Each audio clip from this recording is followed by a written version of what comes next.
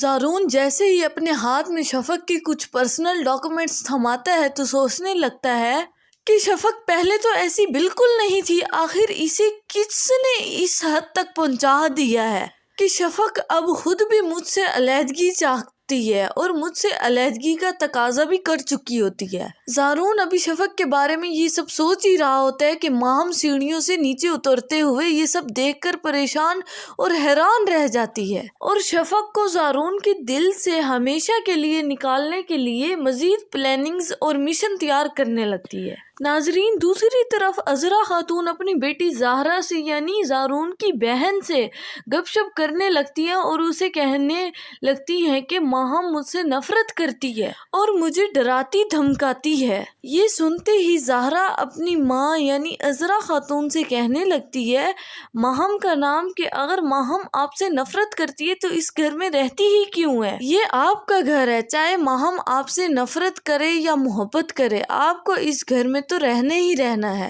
اگر ماہم کو آپ سے کوئی مسئلہ ہے تو ماہم کو چلے جانا چاہیے۔ زہرا ابھی اپنی والدہ سے یہ ساری باتیں کہہ ہی رہی ہوتی ہے کہ زارون اچانک سے آ جاتا ہے اور زہرا سے بار بار پوچھنے کی کوشش کرتا ہے، لیکن زہرا اپنے بھائی زارون کو پریشان نہیں کرنا چاہتی، اس سے چھپانے لگتی ہے۔ لیکن ماہم کے دل و دماغ میں وہم سا طاری ہونے لگتا ہے کہ شاید یہ زارون کو سب کچھ بتا رہی ہیں۔ جب ماہم زہرا کو اپنے بھائی زارون کے پاس کھڑا ہوتا دیکھ کر آتی ہیں تو پھر آ کر کمرے میں چیخنے چلانے لگتی ہیں اور زہرا سے کہنے لگتی ہیں کہ اگر میرا گھر برباد ہو گیا تو یہ تمہارا گمان ہے کہ میں تمہارا گھر بھی بسنے دوں گی، ایسا ہرگز نہیں ہے۔ دوسری جانب جیسے ہی زارون شفق کے پاس جا پہنچتا ہے تو شفق زارون کو دیکھ کر اچانک سے بیمار ہونے لگ جاتی ہے اور بے ہوش ہو جاتی ہے۔ جیسے ہی زہرا اور عذرا خاتون شفق کی بے ہوشی کی کنڈیشن سنتے ہیں تو پریشانی کا شکار ہو جاتے ہیں۔ ویورز، آپ کی کیا رائے ہے کہ ماہم کا انجام دیکھ کر ہی اس